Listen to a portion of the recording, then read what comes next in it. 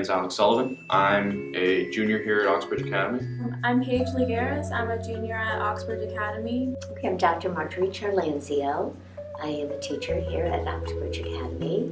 My name is Will Grogner. I'm a student at Oxbridge Academy, and I was part of this Project 43 initiative to raise awareness for the 43 missing students in Mexico. We were working with Mexico. It just so happened that it was around the time that Edward Hillel came to our school and gave us the presentation with Project 43. Well, the day that Mr. Hillel came was a day that for me was unlike any other, really. Because when he came and got in front of our school to speak, I knew that we were dealing with someone the kind of which I'd never really seen before. He was an artist, but he was also someone who clearly had a deep, invested interest in what was going on in Mexico. When we understood that Mr. Hillel was coming to our school to speak about Project 43, it was not foreign to us. We had actually been looking at similar situations in our study of Mexico. So we took the knowledge we had gained from looking at Mexico's political history and all the events that were going on there and applied them to Project 43. The initial idea for the project was that we were going to reach out to a bunch of reporters because there hadn't really been any articles published on the 43 missing students in a little over 2 years, I think. So we were going to reach out to these reporters, see what we could find out about anything that had happened recently, try to reopen this cold case. After we emailed the authors of these articles, unfortunately, none of them actually ended up getting back to us. And we reached out to probably upwards of 30 reporters, I'd have to say, and we got no responses. The most we got was people telling us that we needed to email other people, other departments, other papers, and we got nothing. Then I dug in and I said, well, they're just not responding because you're students. I think I will approach some of these better known journalists or better known publications as the teacher and see if I can get a response. So I did by calling, leaving messages, and by sending emails. And I too met with no response. The reason we didn't get responses is the reason that they still haven't found answers of where the 43 students went, and it's because no one really wants to talk about it and not enough people care enough to really find out why it happened. And that's what we started to run with. Why were these people who had written these brilliant articles about the 43 missing students not getting back to people who wanted to find out more? The corruption and the crossover between the government and the drug cartels is one of the largest cleavages that prevent that society from developing to its full potential. So as the class progressed, we watched videos, we read articles about the people who had written these first articles, and we found out that these authors were actually, many of them, forced to leave Mexico because of the controversial nature of their story, the questions that they were asking, and because the Mexican government really didn't have a vested interest in getting this story told. Well, when that realization kind of set in, we were at first pretty dejected. It seems like everything is always being investigated to the fullest. We always end up knowing why things happen, how they happened. So when something like this remains a mystery, it's not only aggravating for the international community, but it's something that kind of draws the international community's attention to Mexico. And unfortunately for the government, it draws it in an unpleasant way, which is kind of how we got the initiative to start Project 43 in the first place, to fill in where those journalists weren't able to complete their job. When we tried to find answers and the first place we looked wasn't really a good place to go because we couldn't find any. So I think that when that happens, you shouldn't just stop. You should try and find other ways around it, because if Mr. Hillel just stopped, or if the families of the students in Mexico just stopped the first time they tried to look, then they would never know what happened. So you need to keep looking further and deeper in order to find out what really happened to them. We actually watched a video in class about a woman who was Mexican-born, based at a Mexican news agency, who frequently covered kind of cross-traffic news between the United States and Mexico, the relationship, what was going on in the US, what was going on in Mexico, and kind of how the two were connected. She normally covered subjects like the drug trade, obviously, which links the US and Mexico pretty tightly. But when these 43 missing students went missing in a state very close to her hometown, she explained, she wanted to get involved. She was right on the scene, she was reporting, and then she started to receive death threats. She didn't know who they were from.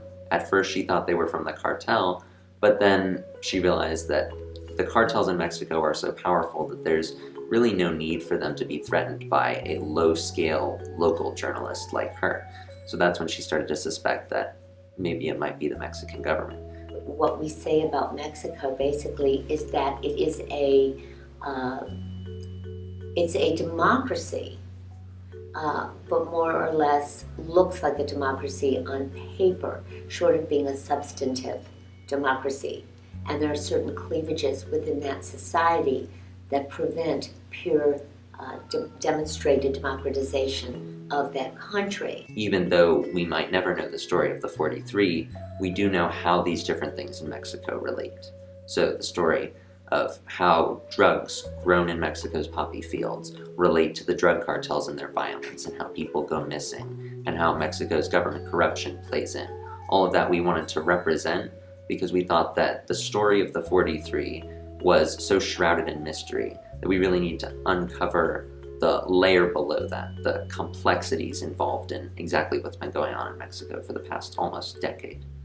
And we decided that instead of making a smaller project that was just symbolic of what had happened, we were going to make a large wall project, the size of an entire wall, that was going to really talk about the entire issue as a whole, not just these particular 43 students, but all the other people like them who had disappeared in Mexico due to corruption and the cartels that had never resurfaced.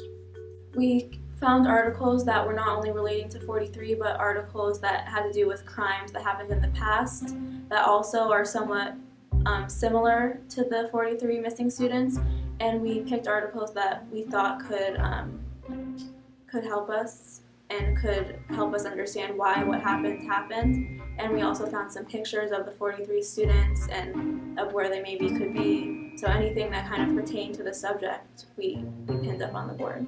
Whenever we found an article that we felt really embodied the same spirit. So we weren't looking at your average drug cartel hits, because those are pretty cut and dry in Mexico.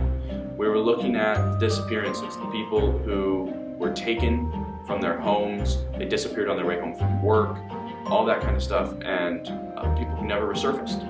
Because that's really what Project 43 is about. There was no closure for those families, there was no closure for the public.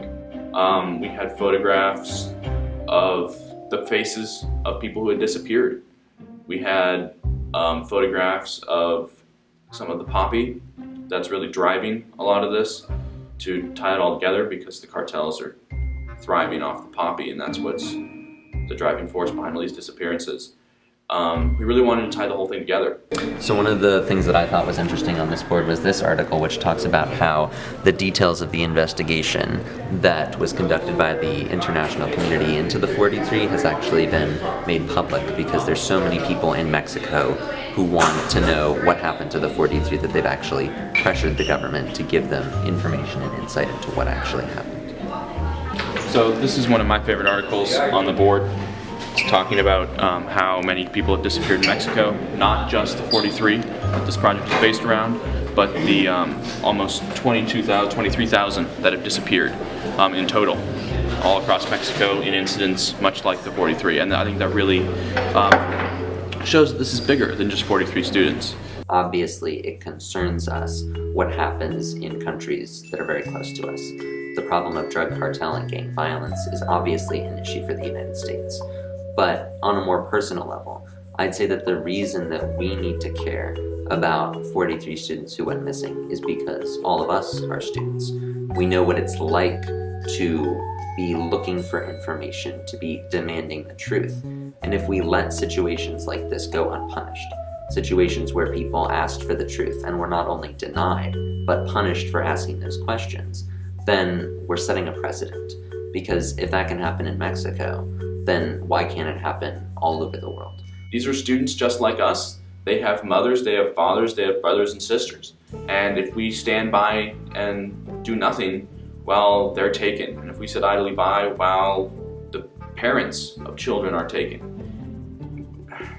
it is something that I couldn't live with, and that I don't think that once people realize what's going on, a lot of people do. I teach my students that we live in a global society, that everything that happens around the world directly affects them in America, regardless of their socioeconomic status, regardless of their immediate environment. It could happen to anyone, even if we're not in Mexico.